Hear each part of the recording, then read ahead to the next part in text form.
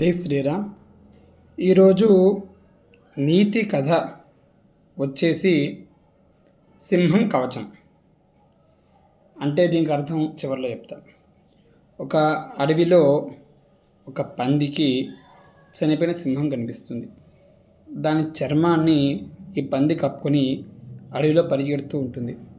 ఈ యొక్క జంతువులన్నీ కూడా చూసి సింహమే వచ్చిందేమో అనుకుని పారిపోతాయి. దాన్ని చూసి ఈ పంది గర్వంగా ఫీల్ అయిపోయి ఈ అడవికి నేనే రాజుని గట్టిగా అరుస్తుంది. కాకపోతే సింహం తోలు కప్పుకున్నంత మాత్రాన అడవికి ఈ పందికి సింహం గొంతు రాదు కదా, పంది గొంతే వస్తుందిగా. దాని గొంతే వచ్చింది. వెంటనే ఆ పక్కనే పొదల్లో ఉన్నటువంటి ఒక పులి పరిగెత్తుకుడు దీని మీదకి వస్తుంది దాడి చేయడానికి.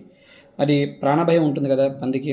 ఆ చివరి క్షణంలో పులితో ఉంటుంది, నేను సింహంలానే ఉన్నాను కదా, మరి నన్ను చూసి ఎందుకు భయపడట్లేదు, నువ్వు నా మీదకి ఎందుకు వస్తున్నావు అనగానే అప్పుడు ఈ పులి అంటుంది, సింహం తోలు కప్పుకున్నంత మాత్రం నువ్వు సింహాన్ని అయిపోవు, నువ్వు పందివే అవుతావు అని చెప్పని ఈ యొక్క పులి పందితో అంటుంది.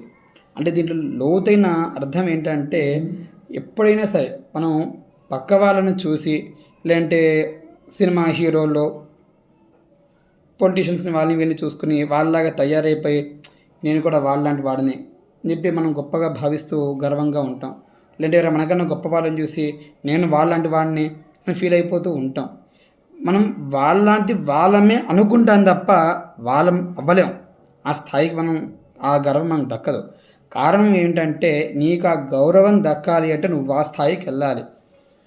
అంటే ఆ రూపాన్ని అనుకోవడం సులువ, కానీ ఆ గౌరవాన్ని దక్కించుకోవడం కష్టం. ఆ స్థానానికి వెళ్తేనే గౌరవం వస్తుంది. అందుకోసం రూపాన్ని పొందగలం, ఆ గౌరవాన్ని పొందలేం.